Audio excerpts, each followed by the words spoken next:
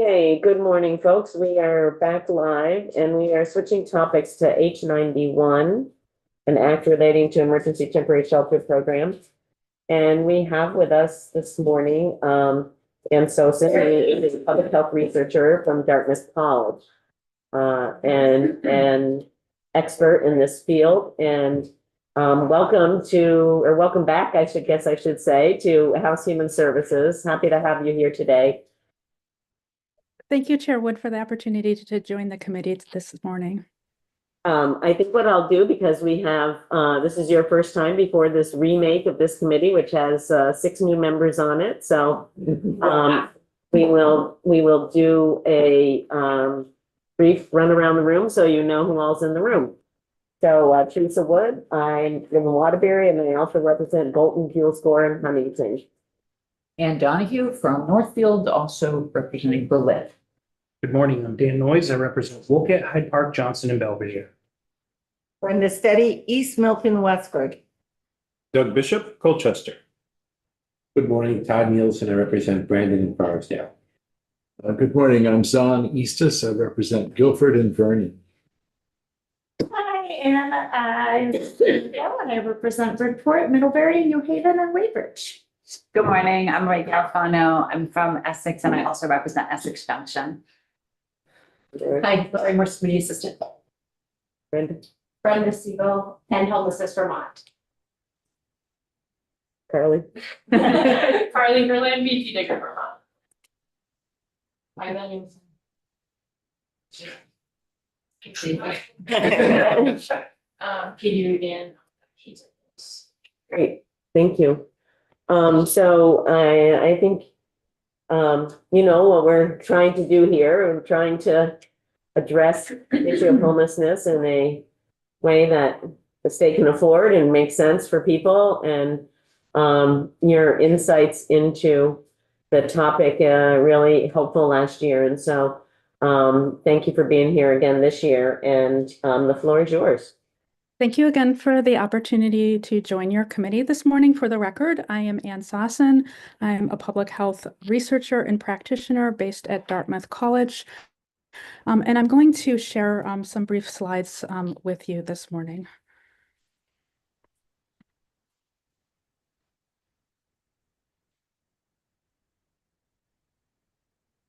Can you see that? Yes. Yes. Great, thanks. Quickly, I'd like to just offer an overview of what I'd like to do this morning. I'd like to provide you with a foundation of evidence to support your policymaking over the next few months. And I want to do that in 3 ways. First, I want to just review 5 common myths on homelessness. Then I want to discuss what the research shows us, and then I want to provide some evidence-based recommendations to address the current challenges that Vermont is seeing. So I've been thinking a lot about experiences of homelessness, displacement, loss of housing over the last few weeks myself.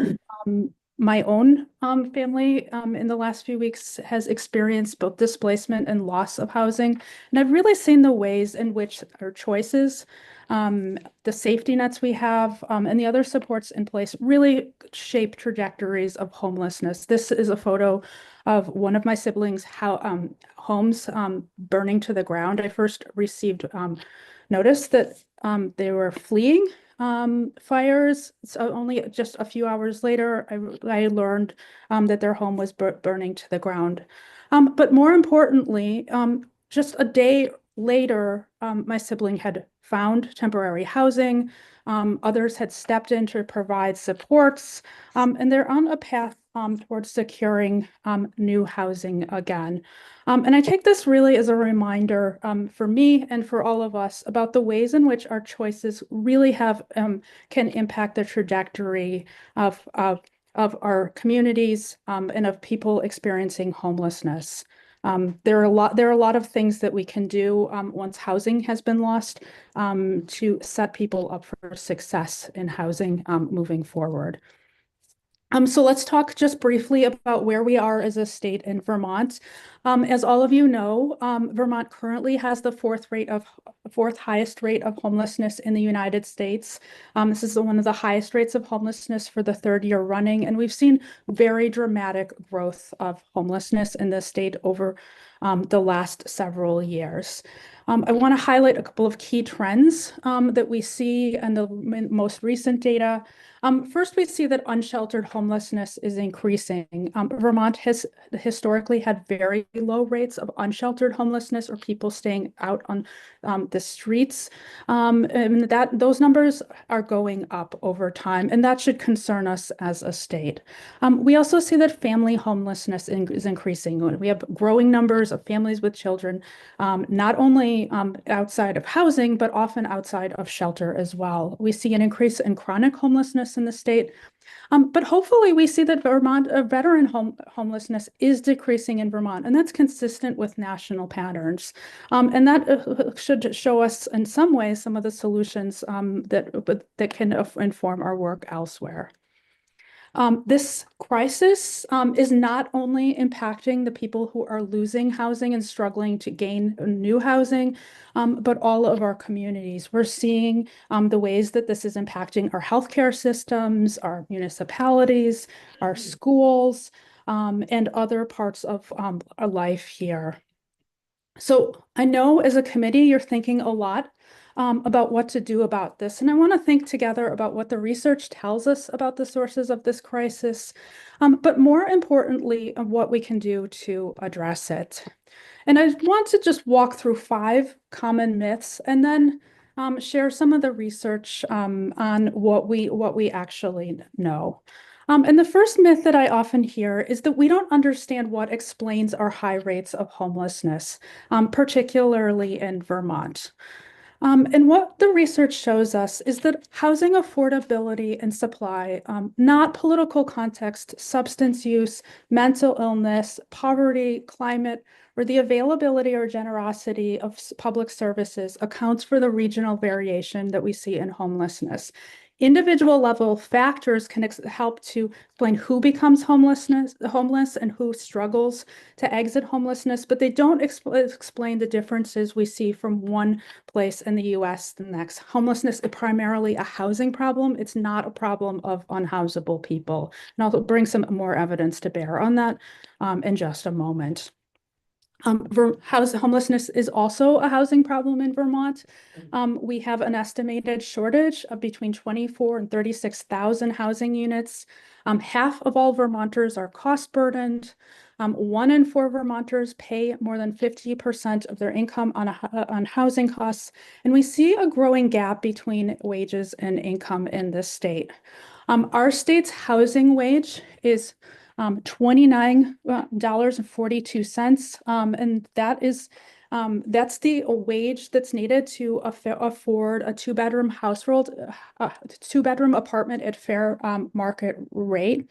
A Vermonter that is earning minimum wage would need to work 1.7 full-time jobs to afford a 1-bedroom rental home, or 2.2 full-time jobs to afford a 2-bedroom rental home.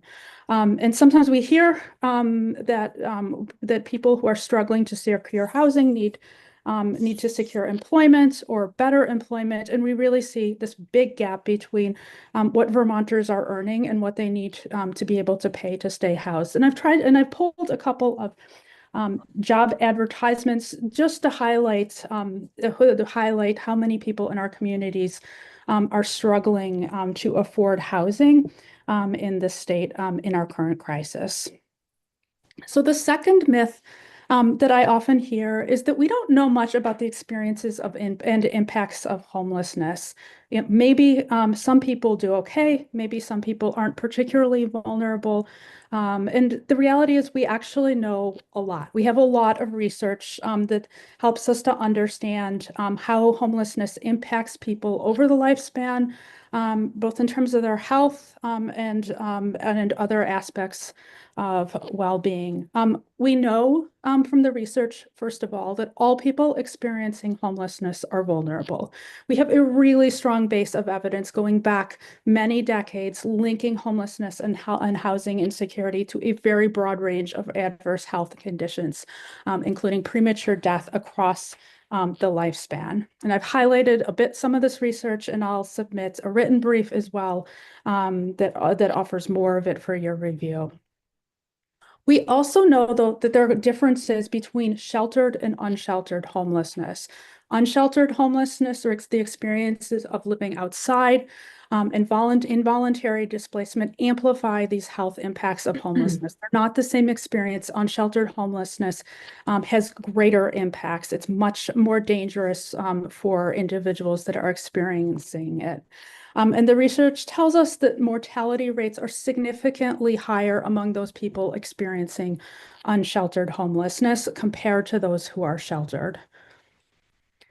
So the third myth that we often encounter is that we don't know how to solve homelessness. We really don't know what to do about this crisis. We really need, or maybe even that there's nothing that we can do about this crisis. And actually, we know quite a bit. We have a lot of research on the solutions to homelessness. Decades of research have shown us that the vast majority of people who are experiencing homelessness, including those with severe psychiatric disability, significant encounters with the criminal justice system, and substance use disorder, can be successfully housed using a housing first approach. And I'll talk in a moment about what we mean by a housing first approach. And we see that when countries, cities, and institutions employ these evidence-based solutions at scale, they make dramatic progress. We can look at the examples from Finland, Houston, Milwaukee, and the Veterans Administration and see really dramatic improvements over time in the rates of homelessness. Okay, so what is a housing first approach? A housing first approach is an evidence-based approach to solving homelessness. And we hear about housing first as a programmatic approach, but there's also housing first. We can also think about housing first as a philosophical orientation. And I want to just talk about the different aspects of what we mean when we say that. Housing first often refers to permanent supportive housing using the assertive community treatment, or ACT model, which was developed by Pathways. Housing first also refers to a set of principles that can be applied across the spectrum of homelessness and housing services. And core components of a housing first approach include access to immediate housing and shelter with no readiness requirements, low barrier admission criteria, choice, determination, and dignity in both housing and services, and clear accommodation and support for disability. And evidence shows that housing first models offer far greater housing stability than what we call treatment first models, particularly for individuals who have experienced chronic homelessness. While I'm here, I often want to address some of the many misconceptions around housing first. First, housing first is not housing only, even though most people only need affordable housing to end homelessness. It's also not a one-size-fits-all model, but rather an approach that centers housing and meets the diverse needs of people experiencing homelessness. And people experiencing homelessness are not a homogeneous group. Many programs claim to be practicing housing first, but only follow parts of the model. And I'll talk a little bit about that in a moment. And the Veterans Administration is often cited as an example of a successful housing first model because it is well-resourced and followed. It consistently been implemented, the model, with great fidelity. I want to emphasize that all housing programs are not the same, even when they claim to be using a housing first approach. Programs vary in their design, in their fidelity to these evidence-based models. They vary in the degree to which they are brought to scale. We see very small scale housing first approaches that are serving a small number of population. And then we also can see places where they have been brought to scale within a municipality or other area. And outcomes vary significantly based on the degree to which these programs are implemented and their scale. So I also would like to just talk for a moment about the evidence on supportive services. I know that this is an area of interest to your committee. And what I want to say about supportive services is while the evidence on housing as the solution to homelessness is extremely robust, the available evidence on supportive services on housing retention is much more mixed. Part of this is due to the reality that less research has been conducted on services. But existing research suggests that some types of services may not only not contribute meaningfully to greater housing stability, but may also undermine housing stability under some conditions. Specifically, services that are delivered by the same agency as housing may, in some circumstances, threaten tenancy.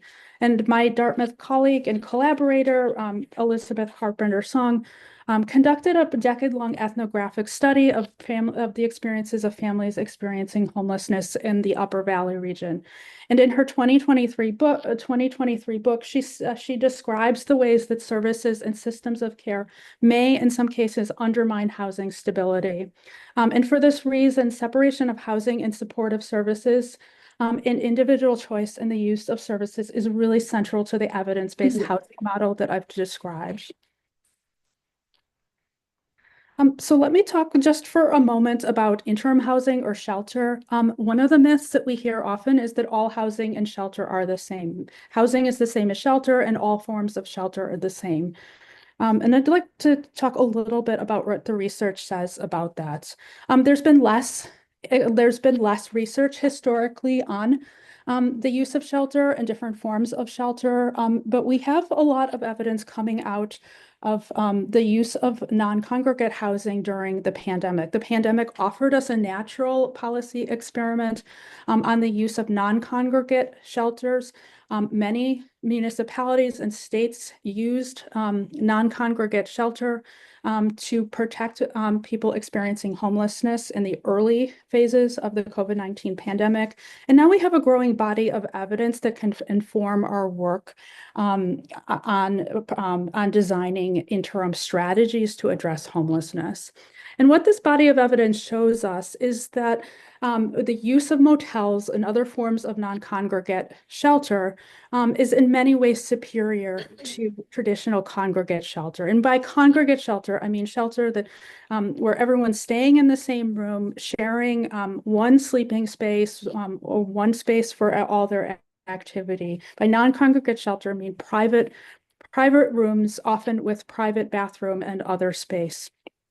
And these findings showing on the superiority of non-congregate shelter are consistent with findings from our own local research in Vermont. And national experts Paget and Herman wrote in a paper summarizing the evidence that hotels should be used as long as necessary to replace congregate shelters, and those that can be converted to permanent apartments should undergo needed alterations as soon as possible. And we see in some parts of the US efforts to create hotels to housing programs and to build on some of these pandemic era programs. Okay, so I know many of you have questions about why non-congregate shelter is superior to congregate shelter, and there are many reasons that we observe both in the academic research and as well as in our own work in Vermont. First of all, non-congregate shelter offers people experiencing homelessness significantly greater stability. It allows them to preserve and initiate employment, to maintain education for themselves or their children.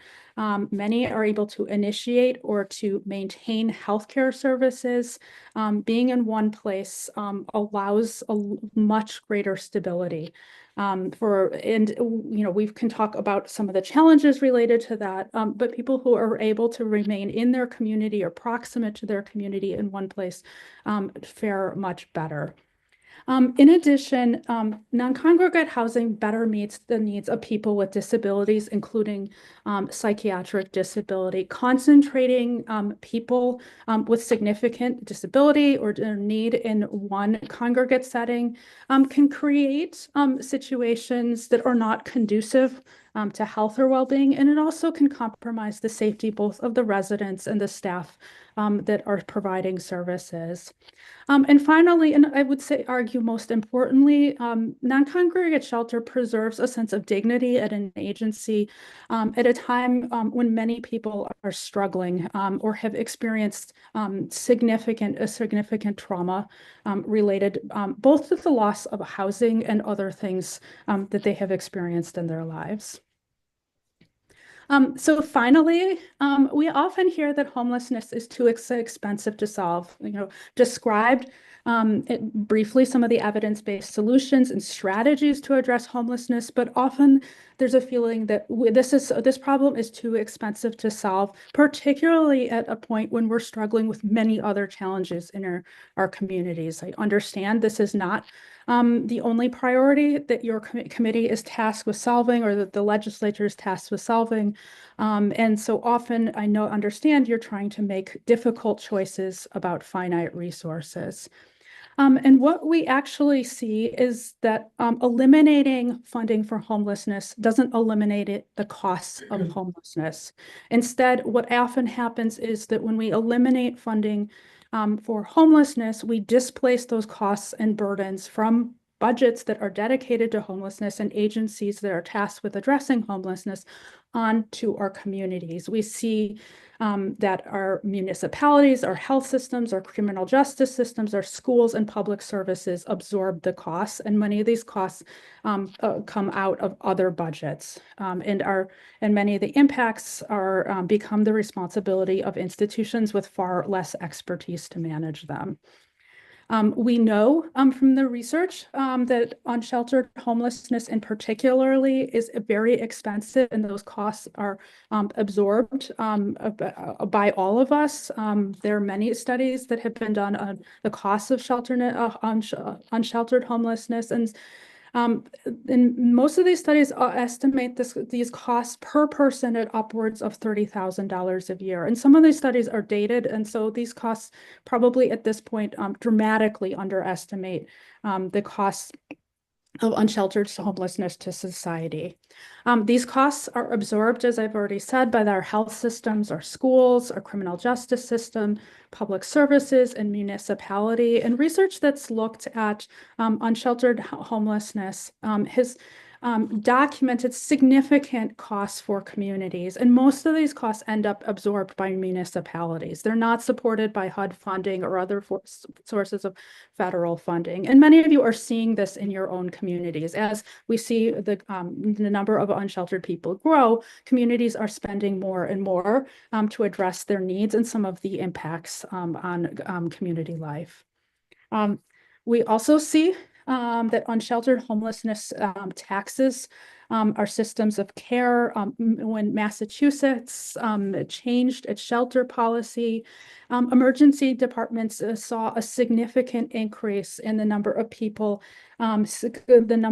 presenting for homelessness related reasons there. And so even modest changes to eligibility into program can have very significant impact on our already strained healthcare systems and public services. So I want to offer some guiding recommendations based on the evidence that I have just shared with you briefly, and then hopefully we can open it up to a bit of discussion. So my first guiding recommendation is that you consider how you might adopt a statewide housing first strategy. And by housing first strategy, I mean not simply invest in housing first or supportive housing, but also think about this as a strategy to guide all of our housing and homelessness programs. Second, I'm going to suggest develop a comprehensive plan with specific measurable targets. We need to understand what we're doing, what we're striving towards as a state, and we also need to look at program outcomes.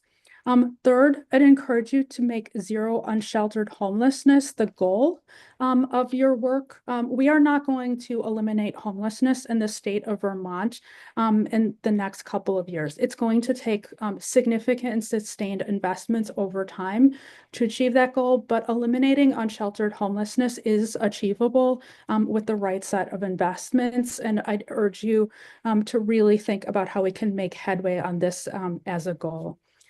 Fourth, I encourage you to invest in non-congregate interim housing or shelter, and specifically, I'd like to see us avoid the use of mass congregate shelter as a state. Finally, I think it's very important that we track outcomes for all programs that are receiving public investments. We see variable outcomes across programs, but we have very little data on this to guide our work as a state.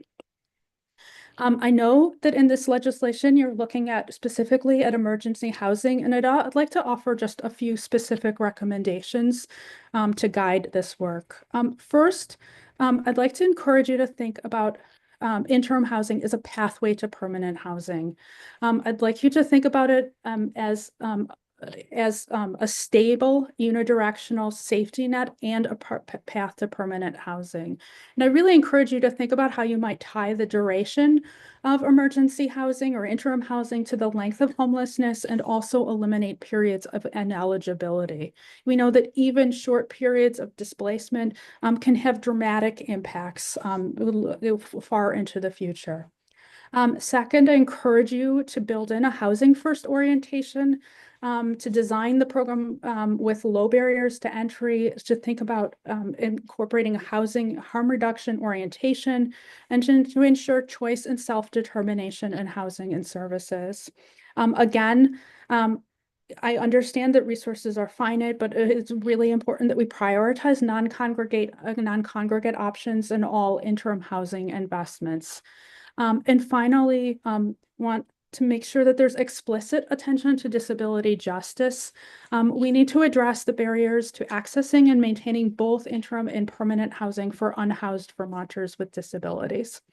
So I'll stop there, and hopefully we can have some conversation about that.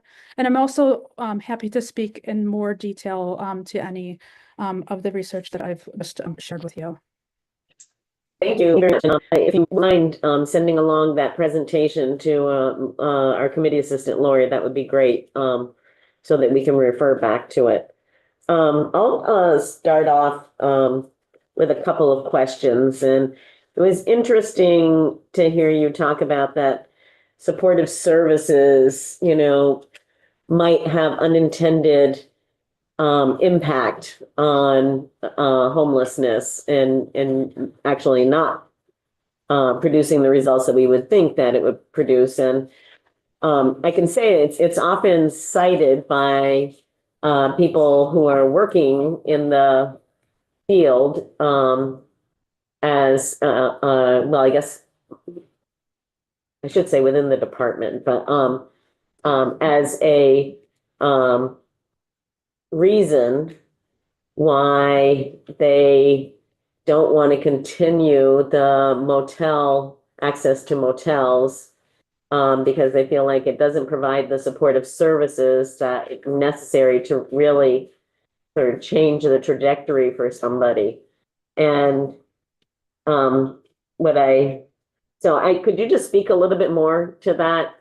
Because it's sort of like it doesn't necessarily seem to follow a logical path. You would think that if somebody had the access to more supports in a setting that that might be conducive to that would be helpful, but I'm not hearing that it necessarily is. So I would say that the evidence on services is very mixed, and that services range greatly. We often hear, just to start us off, we often hear, people will not be able to maintain housing without a set of services. And what I would say is that that's actually not borne out That's not actually borne out by the research.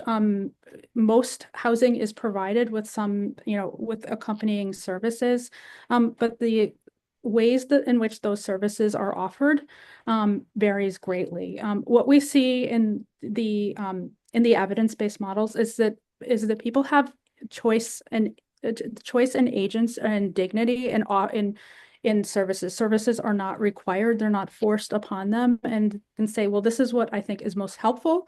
And this is what I actually don't think is very helpful for me right now. And allowing people to choose what is most helpful is really critical in those models.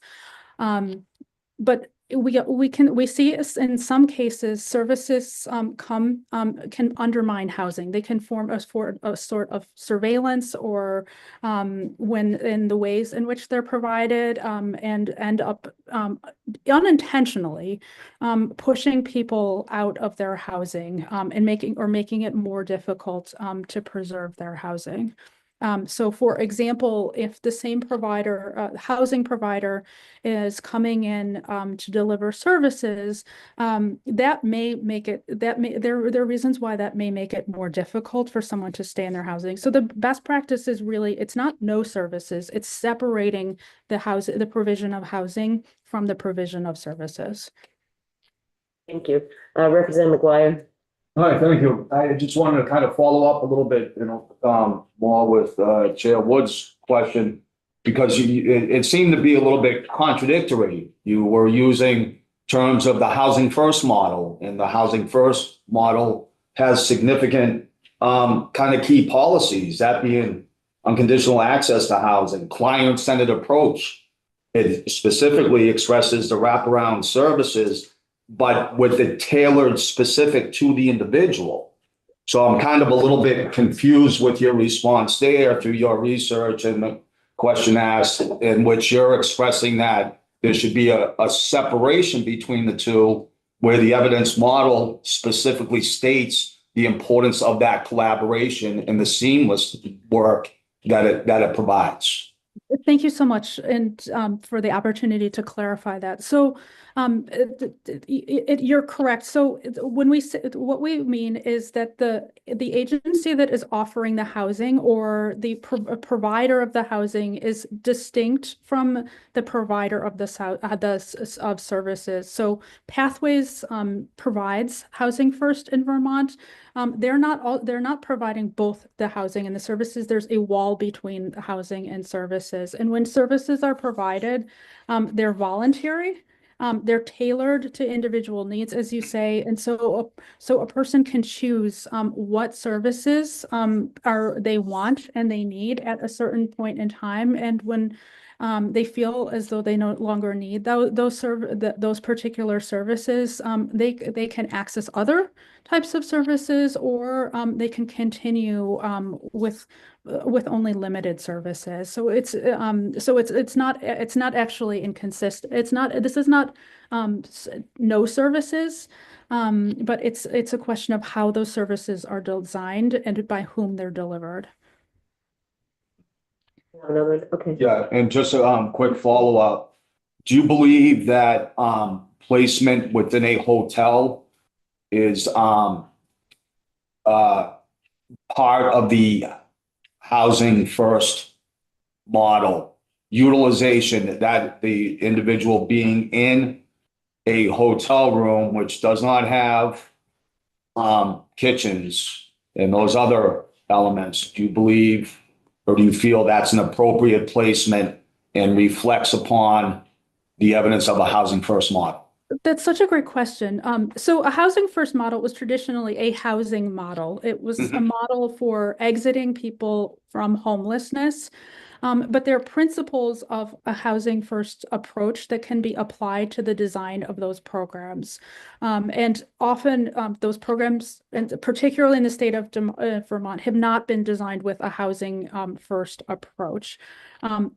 We always are striving towards permanent housing. That's our goal. But we're in a place where we're thinking about how do we best design interim housing. And some solution that bridges the gap between losing housing and then securing housing again. And so there are ways in which we can design that interim housing with housing first principles around it. And so we didn't have a lot of evidence around the use of housing first approaches in interim strategies because housing first was always a housing strategy. But many of the researchers who had been involved in the design of housing first programs also looked at the use of motels during the pandemic. They were interested in what could be learned from this approach. And what they found is that even though the use of motels is not perfect, there are things that are far from optimal. Their research showed that it's a far better strategy than traditional congregate shelter. Representative Donahue. Thank you. Yes, you referenced at one of the points about Vermont research in support of some of your points. And maybe you have the reference to that on the slide. It wasn't readable here, but that's what I'd appreciate if we could have the direct references to the Vermont specific research on any of those points. Definitely. And I've looked at that in my own research and I'm happy to share that data with you. Thanks. And in the accompanying written testimony, I've cited. Okay, great. That when we get that would be helpful. Thank you. Representative Bishop. Are there models of non-congregate housing other than motels that you've seen? So most of the non-congregate housing programs have relied on motels, and we saw the expansion of the use of motels during the pandemic. And I am not aware of programs that have not employed motels to some extent. That said, that there are very different programs that have been used in other states. So I would look to the example of Oregon, which has a hotels to housing program that it has created, and that program was modeled after California's program. So these programs vary significantly in terms of their design and implementation, but most states are using motels to some capacity. And so I'd really encourage you as a committee to think about how do we design this in the best way possible, and not simply what is the right type of housing or structure to put interim housing into. And you had said, okay, go ahead, Dan. I'm just thinking, when you talk about the separation there with someone being in providing housing and services from a separate agency, what if someone refuses services and they don't want any? What do you do? So that's what we see is that most people accept services and the services that they need in a housing first approach. Not all people want or need services at a particular point in time, but that's it does require a change in sort of philosophical orientation and program design. But again, we're not talking about no services in that particular model. Thank you. So one of the things that we hear a lot from various people is that the use of the hotels is really just a financial benefit, and it's not quote unquote a program, for sheltering people who are homeless. And so that there's not necessarily any access to case management or service coordination or information referral to other items, or other things that could be helpful to the person. If that's something that's said here regularly, and so people kind of looking at it as a little bit of I don't know, I guess I would say throwaway money, that we're investing millions of dollars into hotels when we could be investing that money more into bona fide shelters or housing. And what I heard you say is that it's kind of like, we need to do both, is what I'm hearing you say, is that, people need to have access to shelter pending their ability to secure housing. I would suggest that we need a permanent safety net of interim housing, and we can continue to invest in kind of nightly motel rooms, or we can think about what kind of how to design a permanent safety net to meet our needs right now and into the future. We know that we're still going to need interim housing for a long time. We are likely to see increases in homelessness, with federal policy changes. Thank you. I thought it was. That meets our need. And so whether that is in the form of a program built into motel infrastructure or former motel infrastructure, or something else is a question. But in my mind, it's I think it's past time for us to think about what does that safety net look like, and how do we do it in a way that really reflects best practice to the greatest extent possible. I'm aware that resources are finite, but there's a lot that can be learned that can inform our work as a state. Representative Donahue. Thank you. Yes, I'm thinking about, I'm familiar with the Housing First program and the connection between not being mandatory services tied to housing.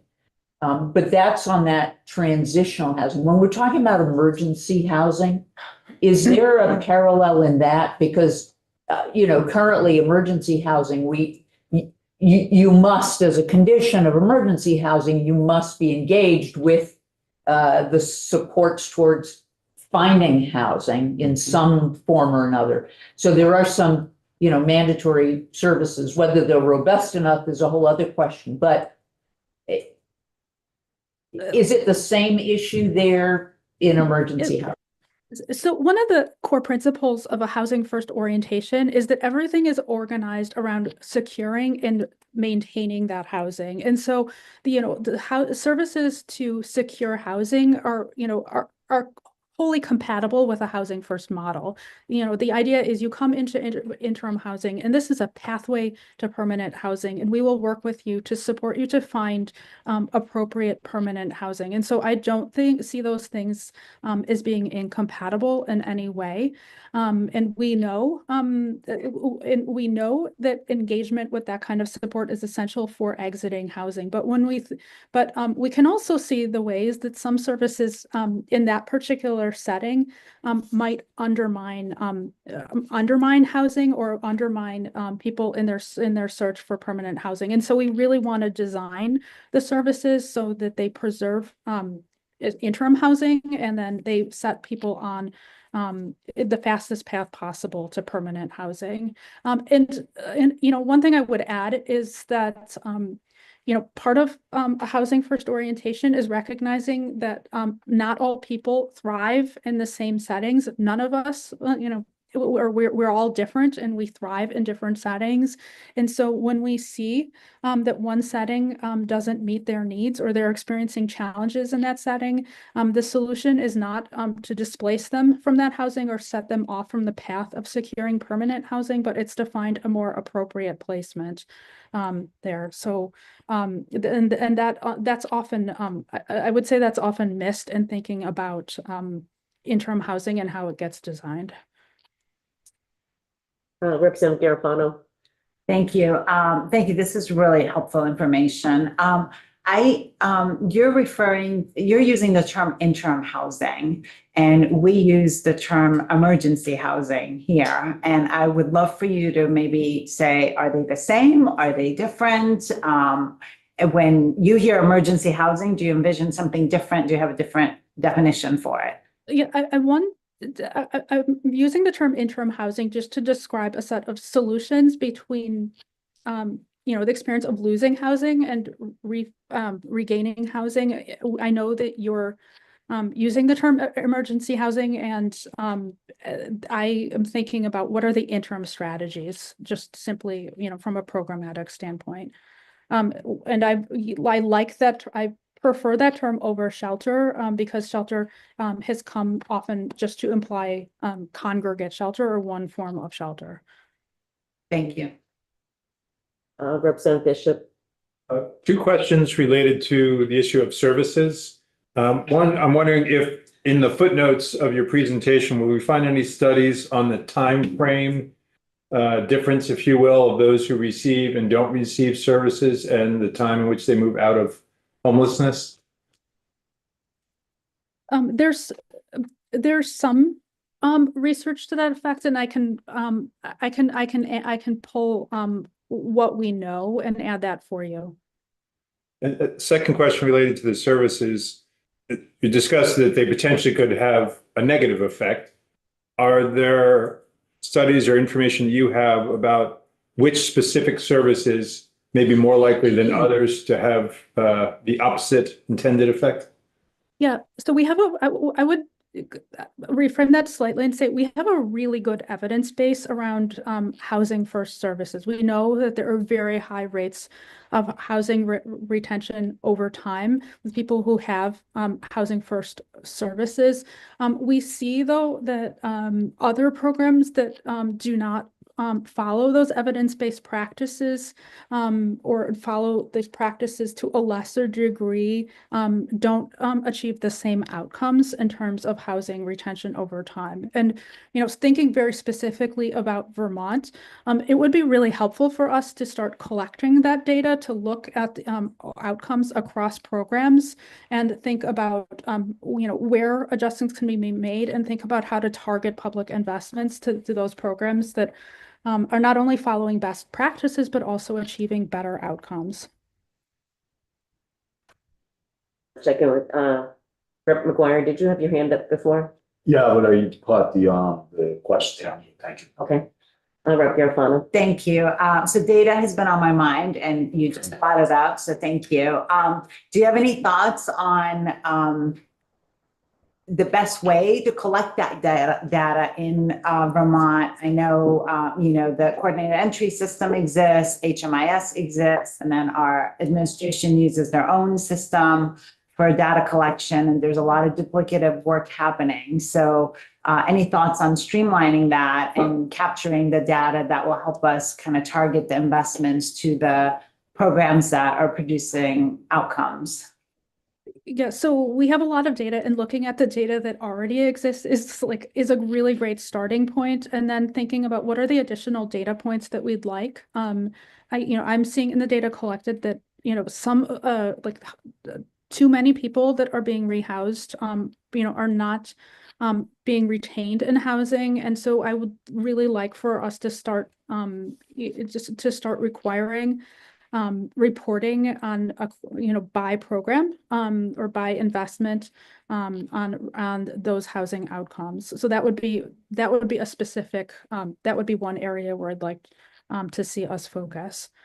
In addition, I'd really like to see us set targets as a state for the number of housing units created, the number of shelter beds created, and other key indicators. I know that states that have really started to make progress have set specific targets, and they're reporting regularly on them, and we can learn from the work that's being done elsewhere. Do you have any research that shows on a per capita basis the number of interim shelter beds that a state should have? Are there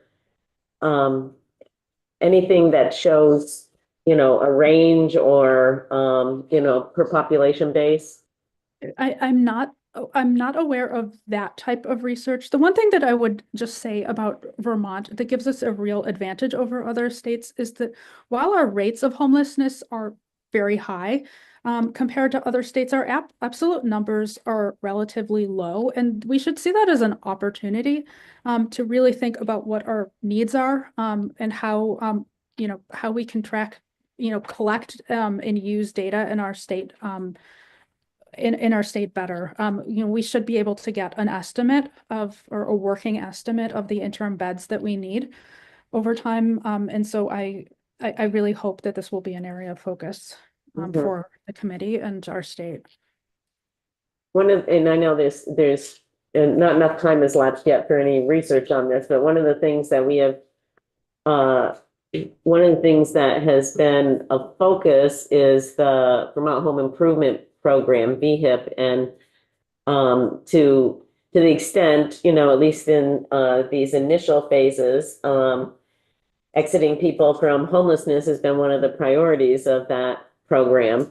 But I think it speaks to what you just said about needing to retain data, and we'll have to have the commissioner in to speak about that, because I don't think there were any plans, at least at one point, of what happens after 5 years when your commitment is up, what happens to the individual or the household after that point. And I think that's the dilemma about the concept of permanently affordable housing, which is so expensive to develop and takes years in the making, versus something like VHIP, which can be done relatively quickly and have a big impact in terms of bringing units in quickly.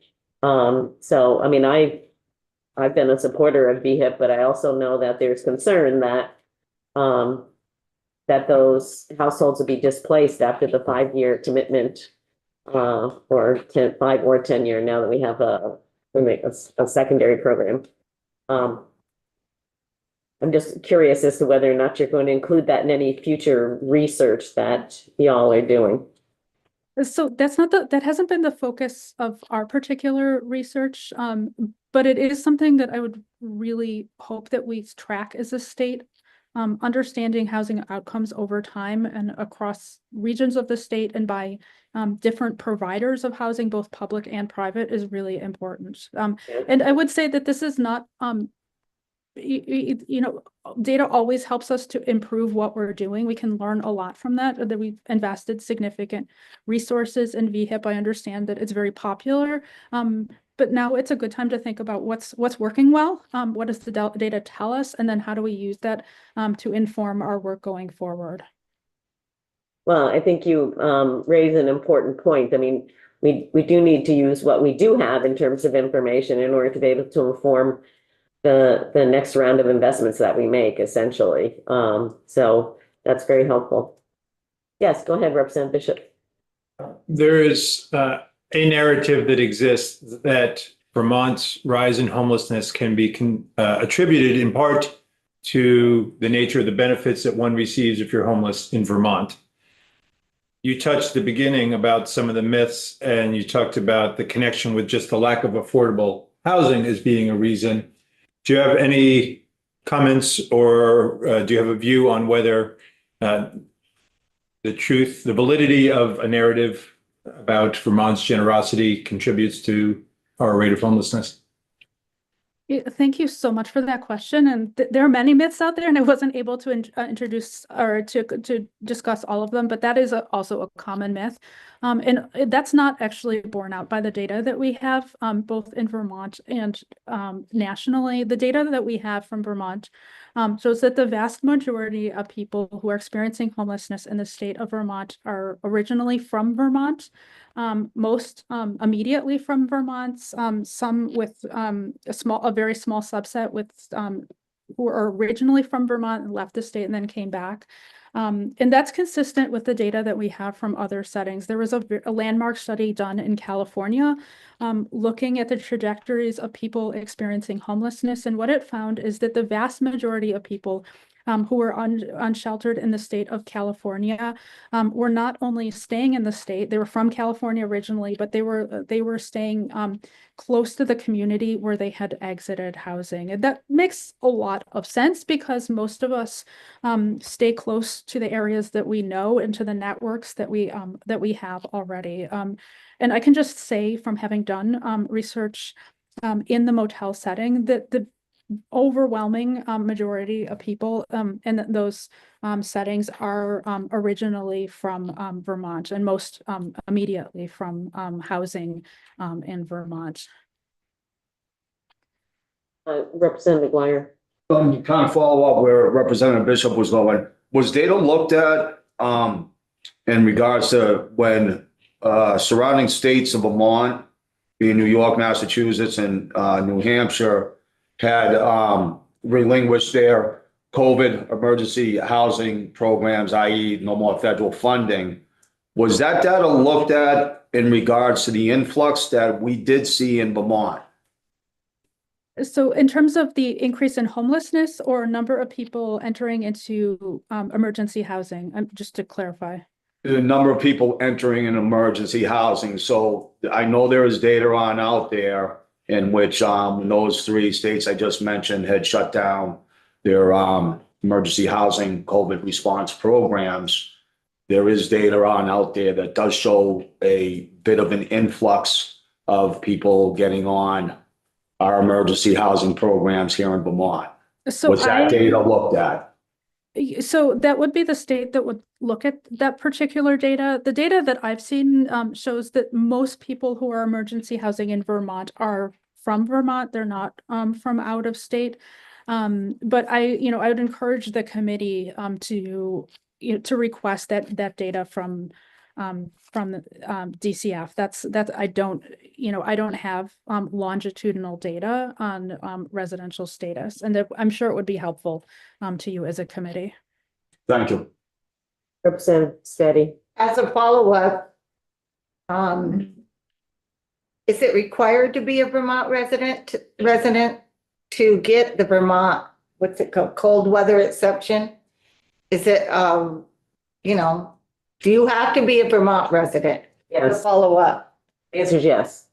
You do have to, and what is the documentation? Yeah, she's not going to know that this is Oh, research based. She doesn't operate any programs. This is because I a thought researcher. somebody from DCF that said it's not a requirement. So I was just now confused. Confused. We can certainly we'll be having the folks from DCF. I don't think that anybody, if they said it was not a requirement to be a Vermont resident, then they would be misspeaking. Okay. I'll see. I'll ask yeah. them again. Yeah. Any other questions for Ann? Thank you so much for your information, and we look forward to being able to sort of dissect the information in your slides and your written testimony. It's very helpful as we try to figure out what to do with the resources that we have and how to make this a more systematic approach to ending unsheltered homelessness in the state. So thank you again very much for being here. Thanks for having me, and please don't hesitate to reach out if I can be of service to the committee in any way. Thank you. Thank you. Appreciate that. Okay, folks, we are off for lunch. We'll be back at 1 p.m. And we also, at 1 p.m., we're going to be seeing a new version of the bill that we marked up this morning. And then we have some folks from SNAP recipients and various folks around that coming in at 2, right? Yeah, 2-ish. 2-ish.